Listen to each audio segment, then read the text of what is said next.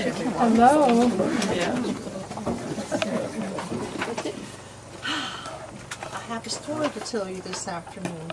The first half is happy, the second half, I'm afraid, is a tragedy. But I will tell you about the first part. My name is Sarah Lee Olney. I was born in 1848 in upstate New York. 2 years after that, they passed the Homestead Act, and my father decided that we should move west to find better land to farm. The land in New York was thin, rocky, and the weather was cold.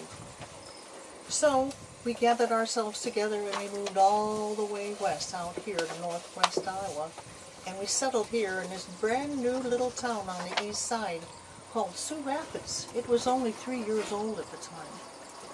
So we farmed a half section of land there and life was good for 14 years.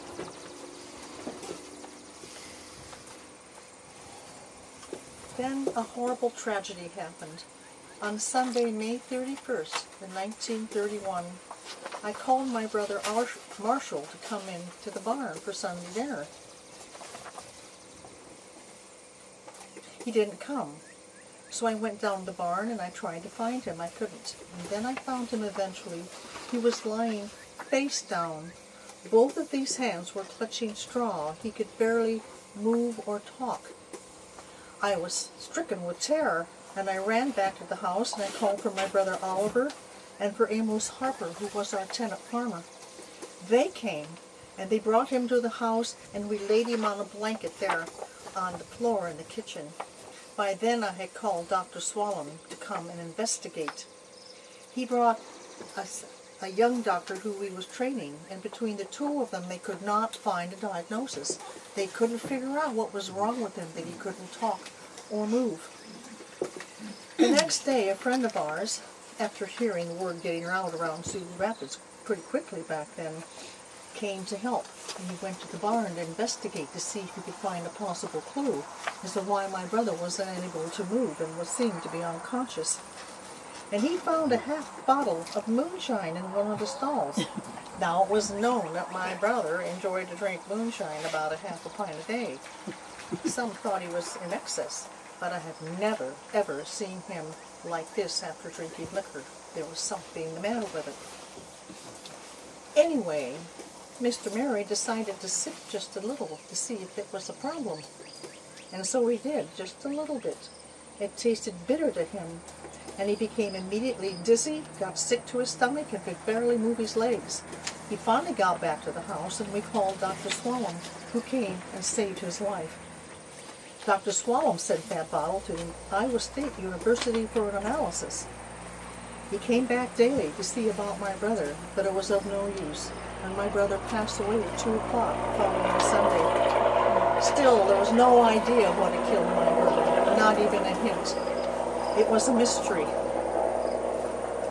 I was upset, of course, as anyone would be, and I pressed for a full investigation with the county attorney, the sheriff, and the coroner.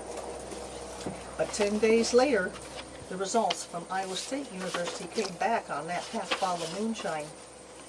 Sure enough, it wasn't right. It had 14 grains, ladies and gentlemen, 14 grains of strychnine in it. Ooh. That would have been enough to kill 10 men. 10 men. My brother then was murdered. But why and by whom? The investigation was moving too slowly, so I hired my own attorney. And then a break came in the case. Citizens First National Bank down here in Storm Lake had stopped the check for $991, supposedly written by my brother Marshall and signed while he was struggling for his life. Obviously, that wasn't right. The bank didn't know that at the time, but they noticed that there were spelling errors on the second line and the amount wasn't written out right. His signature looked odd to them too, and they suspected it was a forgery. But they sent that check, along with other possible canceled checks of people who knew us, over to a handwriting specialist in Chicago. Time passed, but it came back that that check was indeed a forgery and had been written by our tenant farmer, Amos Harper.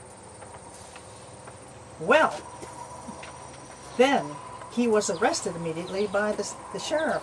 Sioux Rapids was stunned. He was known to be a Christian, a young, honest, hard-working farmer. The sheriff interrogated him all day and all night, and he finally signed a confession with only the detail a killer would know. He was charged with murder and forgery, brought to trial in February 1932 to a packed courtroom. This case had gotten lots of notoriety.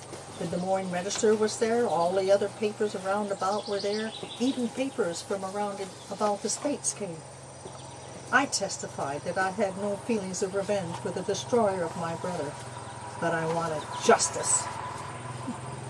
11 other witnesses took the stand, some for, some against Mr. Harper. There were two motives that emerged. First, that Amos and my brother had been fighting over the land rent and also over his share of the crops as he was a tenant farmer. Secondly, he was hard up for money. He was just married after all, and he wanted to buy his own machinery. I think that he thought that if Marshall were out of the way, I would be easier to manipulate. He would have been wrong on that one. The jury found him guilty of first-degree murder and forgery. The judge had two options for the sentence: die on the gallows down there in Storm Lake, or die at hard labor in Fort Madison.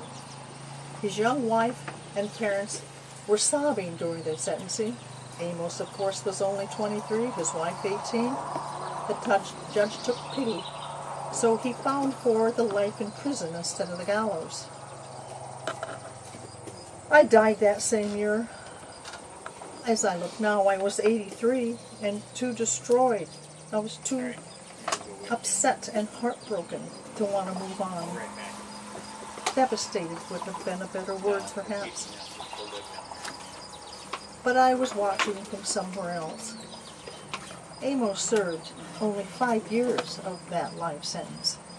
His lawyers continued the case, you see, and they had Marshall exhumed, dug him up, opened his chest, took the organs out, and sent him to Iowa City to see for traces of strychnine. None were found. A different judge gave Amos Harper a full pardon. A full pardon, ladies and gentlemen. But I tell you that that body had been embalmed and had been in the ground for 5 years. Wouldn't that possibly have false results? I say yes. And what did Amos Harper lose when they let him out?